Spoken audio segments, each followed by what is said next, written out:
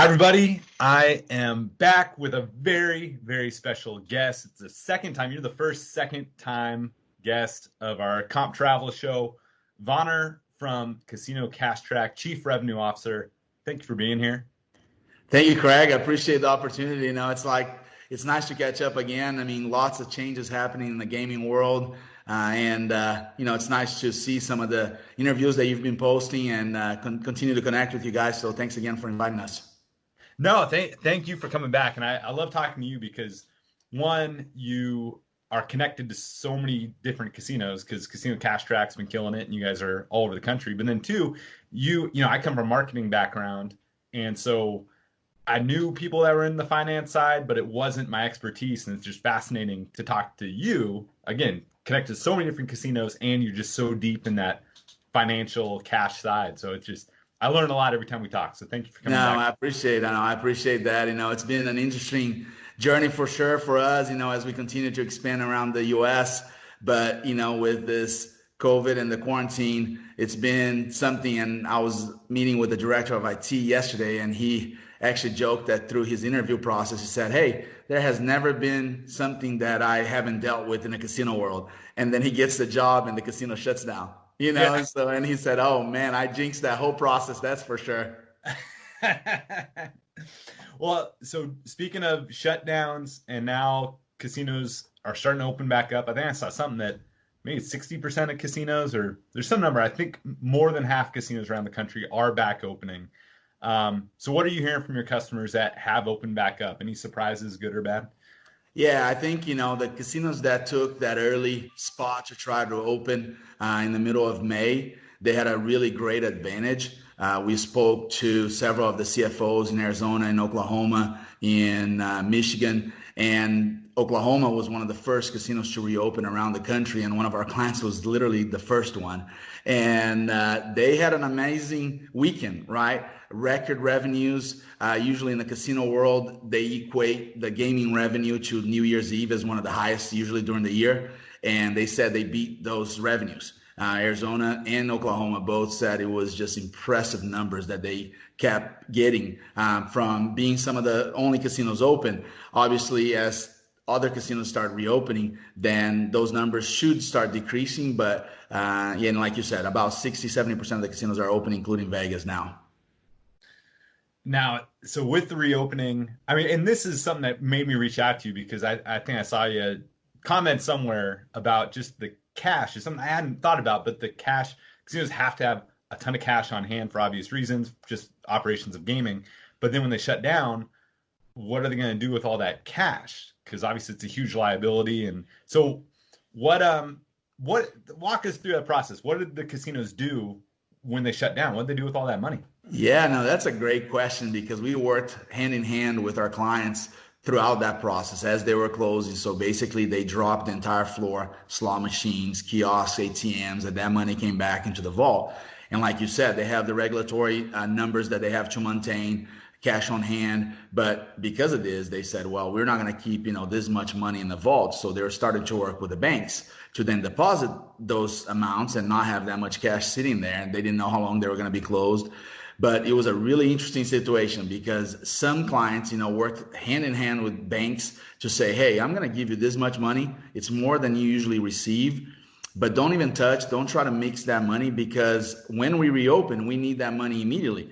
And that's not normal, right? When you think about a casino environment, they usually do what it's called change orders. And throughout the week, they get money in, they get coin and things like that, but it's in smaller amounts. So to get that much money out of a bank, it's really tough. And usually banks would request, 7 days to get you the money and things like that. So, and that was something they couldn't do because if they decided to reopen, let's say May 15th, one of the first casinos, they needed the money immediately. And that weekend following that opening was probably one of the busiest times for them. So they couldn't run out of money. So it was really crazy because basically it was neat to see that some banks said, okay, I'm going to keep this money on a separate little area of my vault for you. And then whenever you get ready to open, I'll just give that money right back to you.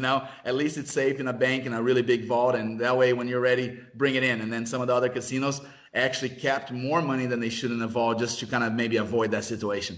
You mentioned change orders. That sounds really interesting, something I hadn't heard about. So give us an idea of like the magnitude of difference between maybe in a change order, there's X dollars that are moved back and forth, whereas with a reopening, was it 10 times, 100 times the normal change order? Or what kind of Yeah, cash? no, that's a great question too, because you think about a change order, what goes through it on a deposit on a daily basis. You get mute money, bad money that comes in and they deposit those, and then change orders usually kind of clean bills that come back to the casino, usually 20s and hundreds because that's what's usually most used.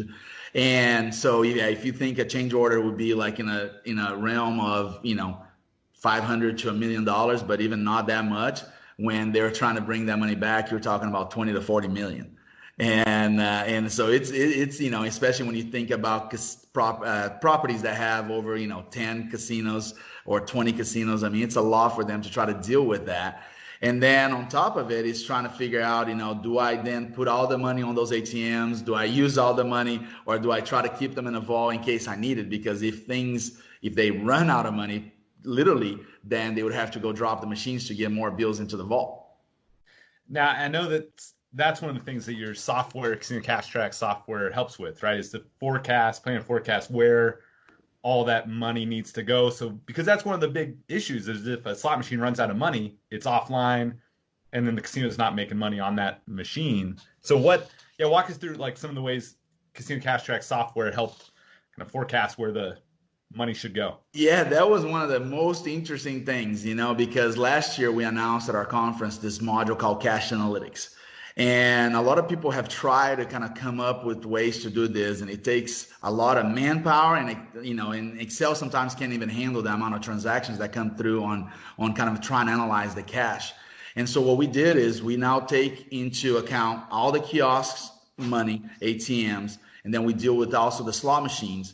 And then we create this predictive analysis formulas that we go in and look at all the patterns and everything and try to determine, hey, out of 40 kiosks and ATMs you have on your floor, you use the majority of the times this 10. So keep those at this type of amount. Don't try to put 200,000 on every machine on the floor, because the next day when you drop them, you're basically recycling your money, putting more usage on your cash count equipment that you have. So we've worked really closely with clients and deployed that module to help them and assist them with that process, And so with the reopening, one of the coolest things is that we worked closely with clients like Little River in Michigan and Dawn and her team on figuring out what we call recovery portals. So looking at the analysis on slots, players, cash, 4 or 5 critical reports that general managers could look at and say, how do I plan to open my casino? Which players are coming back? Which ones should I target? How much money should I have on the floor? Because, you think about some of the casinos that were the only ones open, then you're getting more players than usual and you're running through more cash than usual. But you shouldn't then, just because of that weekend, now request a change order for 20 million when you usually request $1 million, because now you're going to have all that extra money in the vault, So that's why we try to kind of take that history and help them with some of those analysis, take the New Year's Eve information and say, hey, this is how much money you ended up needing in hundreds and 20s, and this is what you should be ordering, and continue to process that analysis to make sure that they have money in the vault that's needed, but also in the bank to earn interest, because that's the biggest thing. You don't want to keep that money there not earning any interest when you could put it in the bank and earn some interest on it. That's interesting. So I was about to ask you that, so I'm glad you brought it up. So there's a perfect number. I mean, obviously it's a moving target where it's like, all right, we need to have enough money in the vault so that we don't run out and cease casino operations or fall into regulatory issues. But we want that to be as small as possible, so everything else we can put in the bank and earn interest on that cash. That's right. And I mean, I have a very interesting story, because it was Friday night. The casino had just opened, in Tulsa. It was the only casino in Tulsa that had opened. And we are sitting there, and I'm talking to the CFO, and, record number of people coming through that day. And he's on the phone with his main controller, and they're trying to figure out the change order for Saturday, right?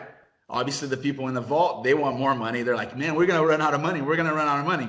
The controller is looking at everything and trying to analyze this in an Excel spreadsheet world. And this gave me a great opportunity to talk to that CFO and say, hey, you're not a user of our cash analytics module, but I think you could really benefit from that. And I was actually at their facility this week, starting that process of them starting using the cash analytics, because they went one step further and were asking me some questions about, because they have 7 properties and they opened one, but some of the other ones weren't open yet. Well, then it goes into that whole situation of, I have money sitting in the vault in Tulsa. I have another casino an hour from here, and I need money there. So then you can do a vault transfer from Tulsa to this other casino an hour away. Instead of him trying to do a change order, he can just use his own money, right? Because every change order they do, there's a service fee associated with that and everything else. So I kept talking to the CFO about, let's be smart about this. That money is just sitting there in Tulsa. If you're really not going to use it yet, then go ahead and send it to this other facility that's an hour away for tomorrow, which was a Saturday, and help each other, as far as facilities helping each other to make sure that you are efficient with that usage, And so a vault transfer, so then you're saving the service fee from the bank having to do a giant withdrawal. I assume you still need a Brinks or something, right? They're not just throwing it in a backpack. That's exactly right. Brinks or Loomis. Those are the two that are most commonly used as far as the armored trucks that come in and help and kind of make that situation as far as moving money from one place to another. But in this specific scenario, they also have the tribal police, and so they had an escort to kind of help them take the money from one facility to another. And I swear, by the way, anybody watching, I swear this isn't an infomercial. I'm asking you all these questions. They're teeing it up because your software is perfect for this scenario. So it's not an infomercial, but I'm just fascinated by how your software fits into all this world, all these unique issues and challenges that casinos are facing now. And so we talked about, risks of reopening and having cash in the wrong places. So one is not having enough money in the bank to earn interest, or not having enough at the casino to cease operations, kiosks or slot machines shutting down. Are there any other risks that if a casino doesn't forecast correctly that could, come up and bite them? Yeah, so that's the thing that's throughout this whole process, when they the other side of the cash analytics module that was a really neat thing that we're doing for casinos is that by being able to truly forecast the correct timing that you need to work with those kiosks, what really helped them was, think about this process. When you go into a kiosk and you're trying to put money in, you need a security guard, you need somebody to escort you, you need another employee, and they have to actually go to the machine, open it up, pull the cassettes that are empty and put new ones in there. When they don't have a tool to really forecast, if they start running out of money, they're going to send those people to do that work at 9 o'clock at night when the casino is completely full. And now you're bringing down your ATM machine, your kiosk. So what I've helped them with is, now I'm able to forecast. So today I can see that I'm going to run out of money tomorrow.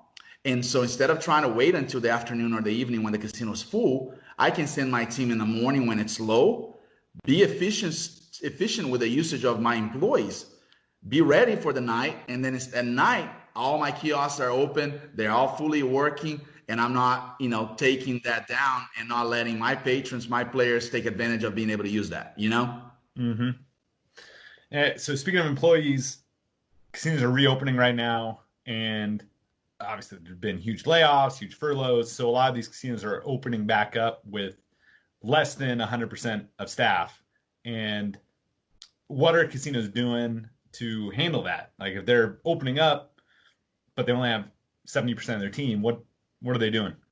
Yeah, it's been a tough transition for them. So if you divide kind of into gaming and non-gaming, the biggest challenge I'm seeing, when you think about some of the casinos reopening, is the non-gaming side. So people are actually making more money being unemployed than coming back. So they're choosing not to come back, which it's impacting opening bars and restaurants and things like that. So that's the first challenge. So they're really, on the non-gaming side, it's a big impact to them.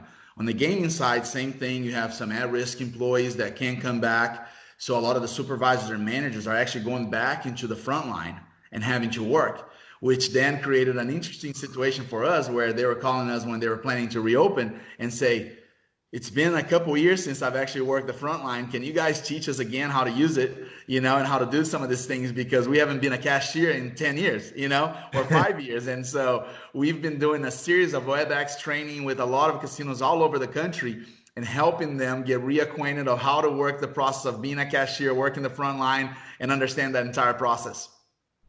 How funny. I mean, I get it because I know in our business with UR Comp, I haven't actually made a customer reservation in a long time. So it's, you get behind, you get kind of lazy and you're almost embarrassed not to, to say like, I forgot how to do this. But That's right. That's yeah, right. it That's happens. right. And that's always the joke when we go into an install and we're getting ready to go to Vegas in this next week because Vegas reopened, and there's a lot of anxiety around Vegas to see how businesses are going to come back. And we're really excited to go back to the Venetian Sands and start that process of that implementation. It's such a marquee client for us. But they always joke that, I run all the revenue for Casino CashTrac, but then I actually go into the vault and I'm on the schedule to implement and be part of the go live and work a grave shift because that really teaches me to be a better salesperson, right? When I'm trying to sell our software, tell people the benefits of our software by me being exposed to the users and how they take advantage of our software and how it helps them, it makes that entire message a lot better. So I always joke that I'm more on the consulting side. That's what I always like to be versus truly being a salesperson. Well, that's good. You're working the grave shift. It'll keep you out of trouble.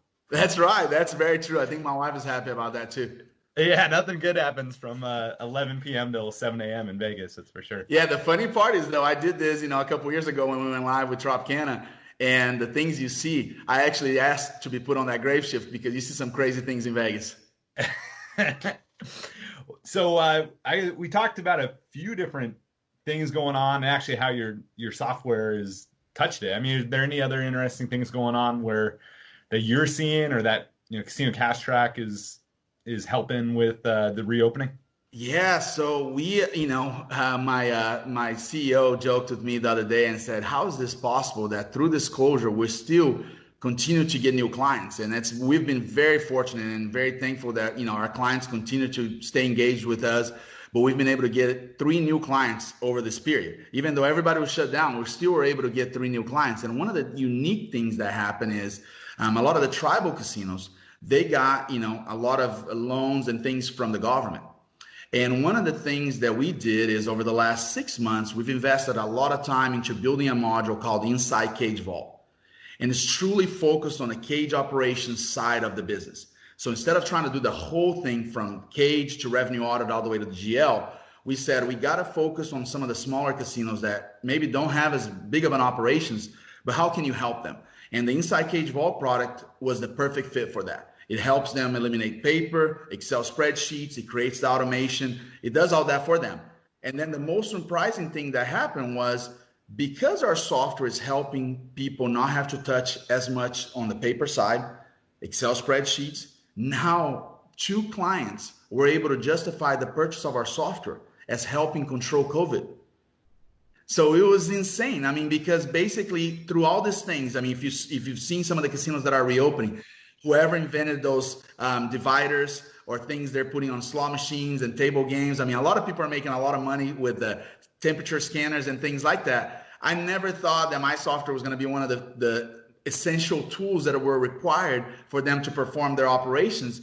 And it ended up happening where now by using our software, they don't have the paperwork where 10 people are touching that paperwork. Everything is electronic. I have all the signatures. I have the audit trail. I have everything in our software.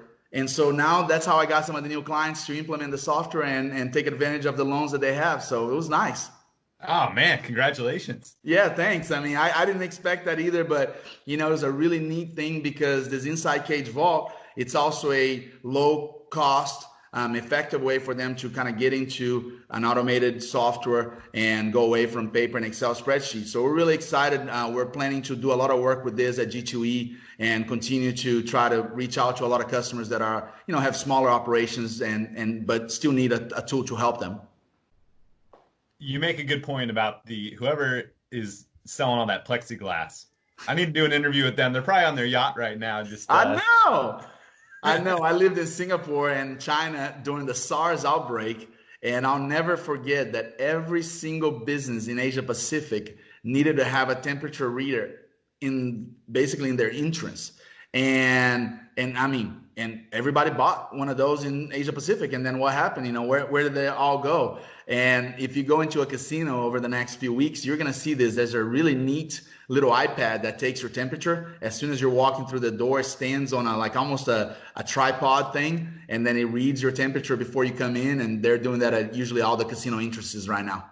Were you in the casino business when you were in Singapore? No, I was with a software company that did risk management software for oil and gas. Oh, wow. Yeah. That's interesting. So SARS, and because I remember hearing about that, it didn't quite, or it wasn't as, I don't know if, I guess it didn't hit as bad, but it definitely wasn't as big of a deal. It didn't shut the country down.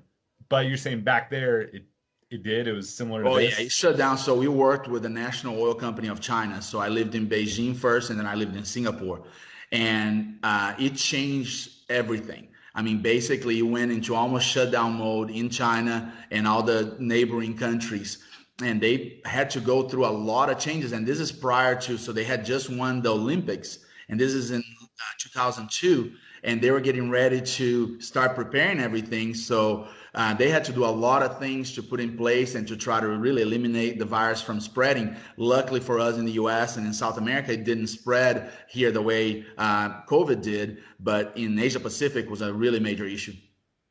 Wow. Yeah, I do remember that. So that's interesting. So probably they learned a lot there. And do you think businesses here are kind of looking at what they did then? And Yeah, I mean, or is it all it's been one rewriting of the those, book? Or yeah, I mean, it's been one of those really hard things, right? I mean, obviously, we are super excited to get in front of clients over the last 2 weeks. We had a go live on Wednesday this week with a client in Oklahoma City, and we're excited to be in front of our clients and start seeing the business side of things come back. But at the same time, there's a lot of worries about new spikes. You know, I live in Oklahoma, and there are new spikes happening. We have a client in Arizona that unfortunately had to shut down their casinos again because of spikes there. So we're just praying that, you know, we can get some control on this to continue, you know, working from a business perspective. Even our own office, you know, trying to protect our employees. We have a lot of rules in place, you know, to kind of make sure that they work from home, or if they go on a client site, when they come back, they can self quarantine or get tested, just to make sure we're keeping everyone safe, but then also keeping the client safe. amen. Yep, we're. I think we're all in it together because I mean, most of our business, as you know, is cruises. We do a lot with casinos as well, and it's all about people coming together and having a good time. So the sooner we can start doing that, the better. Yeah, I mean, for sure, right? And then that's one of the things that's really unique about your tool and the platform that you guys have. As you guys continue to expand into the casinos, I always, you know, when I started learning more about your tool, felt like, you know, it was an easy transition there. You know, I mean, your relationship with some of the casinos and being able to show them how you guys can bring more players to their facilities. Right now is the time. Obviously, they're busy. Lots of people are going to the casinos because not as many are open. But as everybody opens, we believe that the gaming industry is going to suffer quite a bit for the next 18 months, 24 months. And so tools like yours, I think, could be really helpful for them to have other ways to attract customers to their facilities, you know? Well, I hope so. We'll see. Well, Vonner, this has been a pleasure as always. I always feel like I learn so much in 30 minutes. Or it's No, actually I really 43 appreciate minutes. it. Yeah, Yeah, no, it's no, been a blast. no, it's a lot of fun, you know. I mean, I always enjoy talking to people about some of the things that we've been seeing. You know, it's been 2020 has been one of those years that I think, you know, I tell my kids, you know, they will forever remember. They're going to be studying this with their kids, like we had our experiences in our early days. But it's definitely interesting because, you know, casinos, they never shut down. This is something that literally never happened. I was talking to my client in New York, and they didn't have a lock on their door. They had to buy something because that door has never been shut. And now, you know, they're still shut down, and it's going to take a little while for them to reopen in New York. But those types of situations and the things that casinos and other businesses have had to deal with, I mean, it's been unprecedented, you know. So we're just praying that things start getting better and we can kind of start getting back to normal. You know, whatever that normal is going to be, it's going to be different for everybody. But it's exciting to share that and continue to kind of work with you guys. And looking forward to seeing you guys at one of the casino sites, hopefully soon. Yeah, absolutely. With the pace of change, I'm sure in in a couple weeks or a month or whatever, we'll probably have another full interview of things to talk about. So, For sure. well, thank you as always. And Thank you very much, Craig. Thanks to the entire team there. And we look forward to talking to you next time. Okay. Perfect.